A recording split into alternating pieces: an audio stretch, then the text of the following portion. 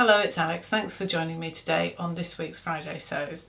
Just a chance to have a bit of a catch up and a bit of a chat about sewing. Lots and lots of people are coming on board with Friday Sews, lots of other vloggers, so there will be a list in the description box below if you want to check anybody out. The alternative thing you could do is always use the hashtag Friday Sews and they'll pop up. But it's just a chance to catch up really on what's been happening over the last week. And for me, that has meant sewing my skirt with this rather fabulous fabric that I got from Lamazi. So I have completed it. However, I'm not really going to show it to you today in depth. I think it needs a video of its own because so many of you came up with brilliant suggestions. I thought I was quite good at hunting down patterns, and there's me saying I just can't find anything. I haven't counted how many suggestions there were, but there were loads. So thank you very much for all of that. But because there were so many suggestions, yeah, I feel it needs a kind of video in its own right. So I will get on with that, and that will be on YouTube soonish. But that is something that I've really enjoyed doing this week. I don't know about where you are, but the sun has begun to come out here in the rainy north of England. It's not really warm. Well, it is warm really. I've had to turn the central heating down, so it's mild, I guess. But it's definitely sunny, and so we can begin to feel excited about spring. Sorry if you're somebody stuck in snow and grim weather, but anyway, I'm beginning to get excited about spring. So the other thing that I did this week was I did buy a couple of patterns. I'd been looking for an excuse to buy this month's free pattern from Lilac. So if you buy patterns from Lilac, you'll know that it's not strictly speaking free, it's free when you buy a pattern. And every month they have a choice of two. And the one I really liked the look of this month was the Selina woven top. And when I first saw it, I kind of dismissed it and thought that's not very me. And then I had another look at it again and I thought, I'm not really a natural ruffles person. If it gets too girly, it's not really very me. But I had to think about it and I thought it's got a ruffle around the hem and also on the sleeve. It's a short sleeve, you know, makes a 3/4 with the ruffle. And I think that if I just omitted the ruffle from the sleeve, that actually I think I could cope with the level of femininity. So I really wanted to buy it, and I was looking through their website, kind of almost looking for an excuse to buy another pattern. I couldn't find anything that I didn't already have that I liked. And then they came out with a new pattern at the beginning of this week, which is called, I think, the Clementine. Yes, Clementine. And it's a square necked dress. And top. To be honest, the dress isn't really doing it for me. It's got a dropped waist, which is just not a style that I particularly am drawn to. It's just not very me. But I do like the top. I think specifically tucked in the top. I like a square neckline. That's the truth of it. I really like a square neckline. And I think the top tucked in could look really nice. So when I saw that, I was like, right, brilliant. That's fantastic. I've now got an opportunity to get the Selina one free without having to pay for it, and I'm buying a pattern that I really like. So I was really pleased about that. What's kind of annoying is a couple of days later Lilac then put out 25% off all PDF patterns that are dresses. So I could have got that Clementine dress for 25% off and I just missed out. Anyway, if you fancy doing it, you can always pop over. It's I think for a couple of days, so it's not too long, that discount rate. Those are the two I bought. And for the one with the ruffles, for the Selina, I'm thinking of using this fabric that I have shown you before. I think I bought it from Fabric Godmother. I hope I haven't made that up. And partly because when I was talking last week about my search for a pink, a few people said really what you ought to be looking is at salmon pinks or corals going that kind of orangey pink direction. And of course you're absolutely right.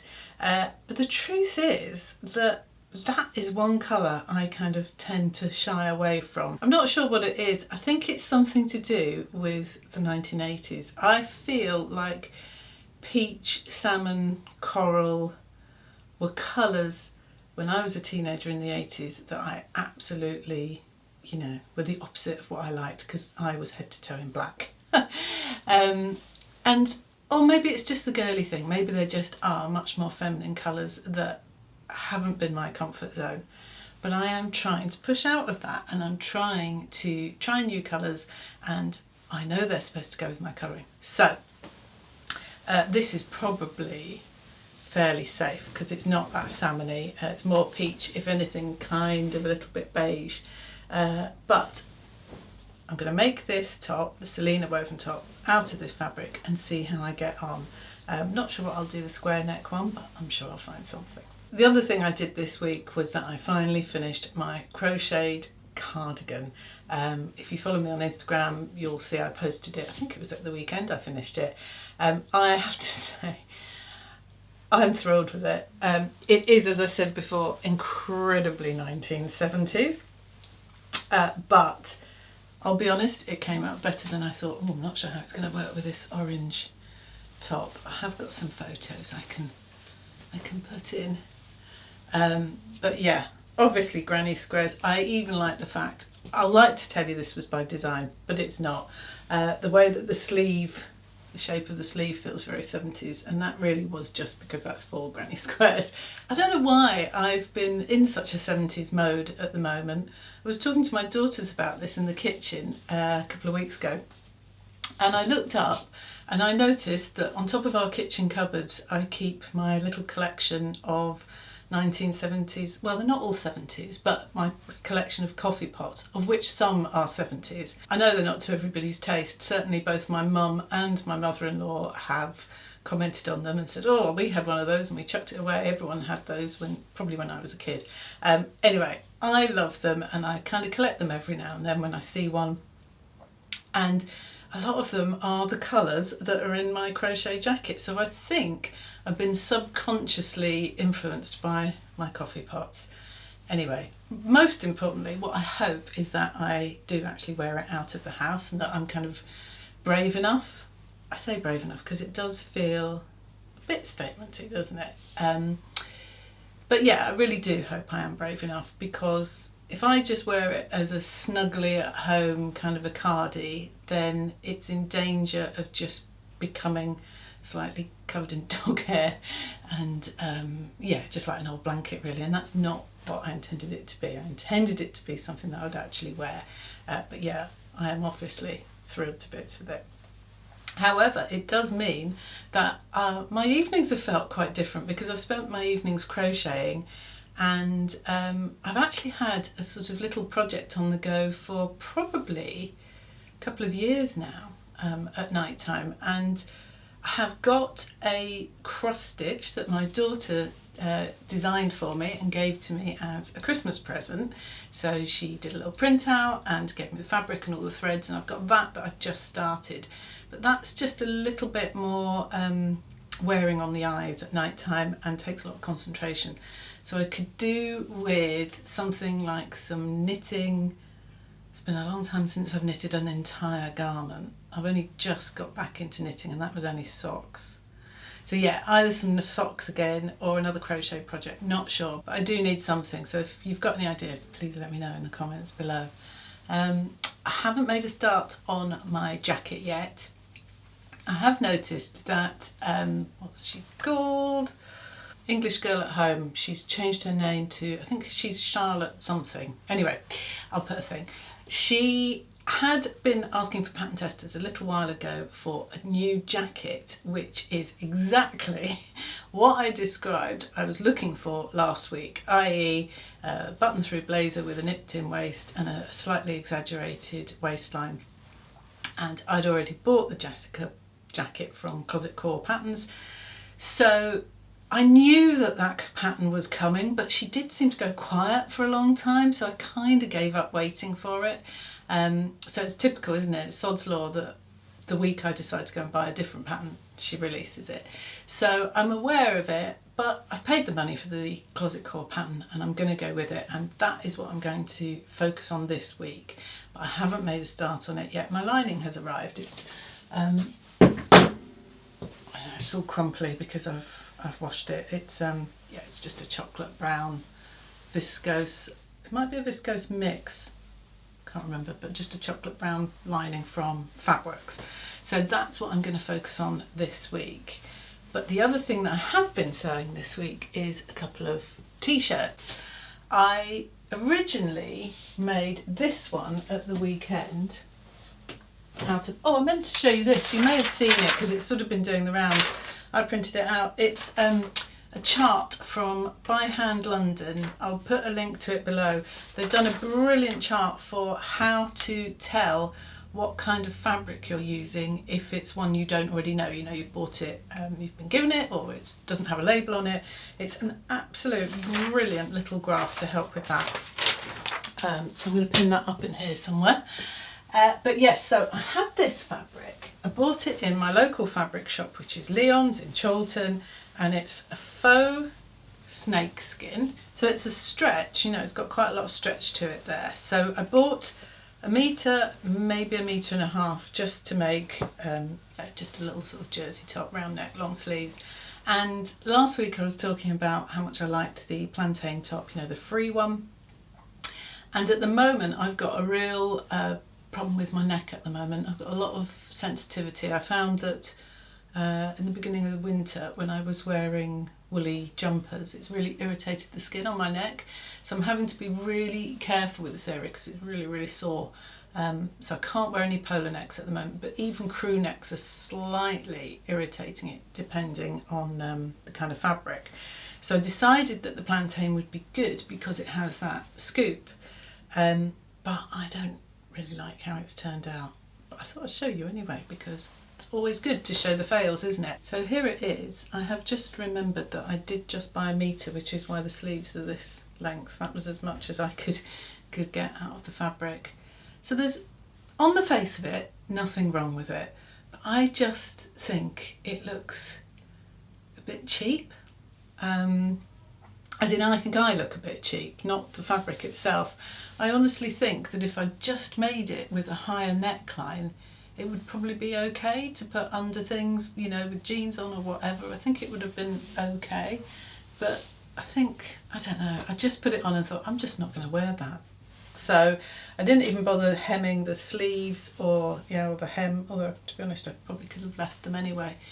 I did notice that the neckband is a bit tight, and in fact, if you go on Instagram and have a look, other people have this kind of area at the sides here on the neckline where it seems to be struggling a little bit. So I think next time I make one I might just add a little bit onto the neckband and see whether that sorts that out. So I'm just not feeling it, unless you all tell me I'm completely bonkers and it's really nice, which I don't think you're going to. I think it's going into the pile of fabrics to be repurposed and turned into something else. But what it did mean was that then I was slightly put off making a plantain top out of my lilac fabric that I'd bought to go with my skirt. Yeah, it made me think twice. So I thought, okay, well, I'll just, you know, I've got plenty of time. I'll just have a think about which of the kind of jersey top fabrics, not fabrics, patterns, would look nice. I just thought I could just do a Mandy boat tee, for example. And then one day this week I put on a jersey top that I'd made and that I'd sort of not forgotten about. Actually, I'll be honest with you, I haven't forgotten about it. I thought it was too small for me. And I put it on and I thought, okay, I think I can still just about get away with this, and I really like the shape of it. And that is this one here, which is the Somerset tee from Maven Patterns, and this is one, oh, it's got a clip on it. This is the one with the bishop sleeve, but the pattern also comes with a version with a plain sleeve. When I put this on, I thought, actually, I do really like the shape. If I make that out of the viscose jersey fabric with the plain sleeve, then that'd work really well. So that's what I've done. But I thought it would be interesting to compare and contrast the two, because I made no changes to the pattern at all. I made it in exactly the same size. This one is the version where I slightly tweaked the neckline. She's got a post on her website how to do that, just if the back neckline on my first one was slightly raised. And then my lilac one is exactly the same. Sometimes people wonder what the difference is with different jerseys. So this is a cotton jersey and this is a viscose jersey. So that's a little drapier, and cotton jersey is a little more structured. So I'm going to put them both on and show you the difference. Okay, so this is the original one with the bishop sleeves. This is cotton jersey. I can't remember where I bought it from. I'll link it. So yeah, cotton jersey just has a little bit more structure, not as much as, say, a ponte. And obviously it's cotton, so it's nice and breathable. It feels nice to wear, not so much drape, which means that with these sleeves you get a little bit more structure, which can be quite nice. I particularly like the shaping on this here, which, as I said, is what drew me to making another one. So then the next one, the only change is that it's the straight sleeve rather than the bishop sleeve, so it doesn't have the cuff, but I made it in exactly the same size, and the bodice part, no changes at all. So here it is in the viscose jersey. Now, my initial reaction is that it feels nicer to wear. I think that probably just is a personal preference. Because it feels lighter, if I was wearing this underneath something, which is part of the reason why I didn't go for the bishop sleeve this time, I wanted this to be something that I can wear under shirts and dresses and all sorts of things. So if I was wearing it as a layer, I think I would feel more comfortable with this, just because it doesn't feel thin, just lighter. The other thing that I immediately notice is that it's clingier. So I just feel a little uncomfortable with it being this clingy. But I think if I was making it again, I would probably size up one size, maybe even two. Having said that, I'm still really happy with it. I'm still going to wear it. It doesn't really matter. My intention is to wear it with that skirt, which I will show you when we talk about the skirt. But yeah, what do we think of the colour? I've just grabbed my colour swatches that were given to me when I had the colour analysis done. There is only one purple on there, and it's definitely not the same as this. Let's see. It's definitely not quite the same shade of purple. So I'm not sure whether it's supposed to be one of my colours or not, whether I'm allowed to wear it, but you know, rules there to be broken, aren't they? And at first glance, I really like how it works, and I'm definitely going to wear it under that white broderie anglaise shirt, and yeah, I can think of all sorts of things as well as the skirt.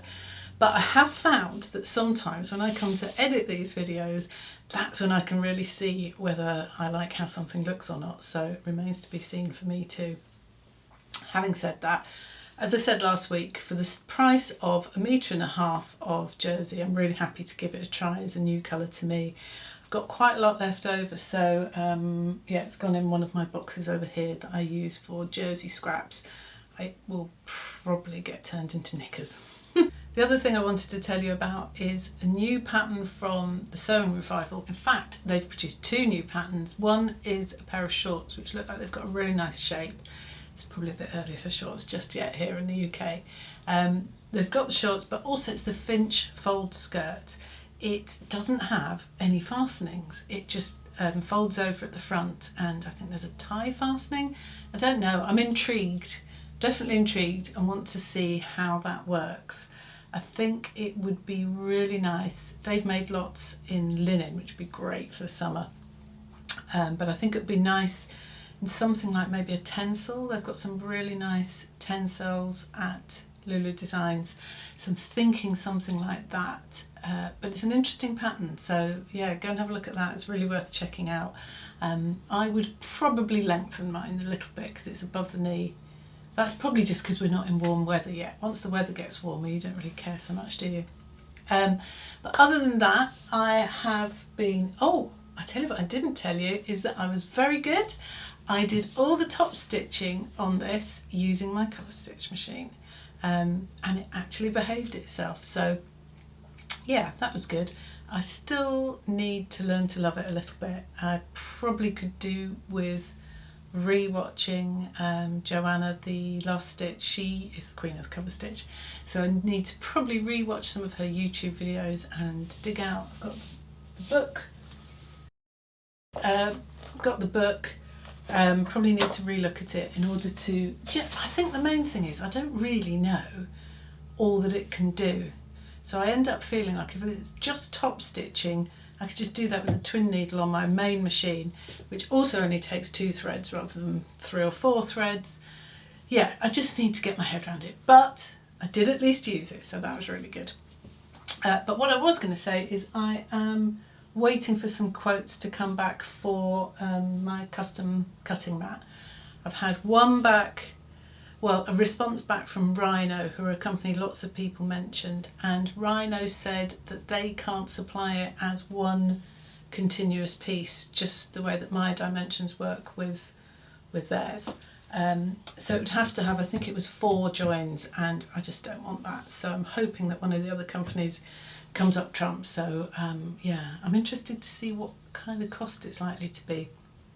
I've got birthday coming up in April, and I'm thinking that if it's not too expensive, I might suggest that I have a cutting mat for my birthday rather than, you know, another bottle of perfume or some more jewellery or handbag.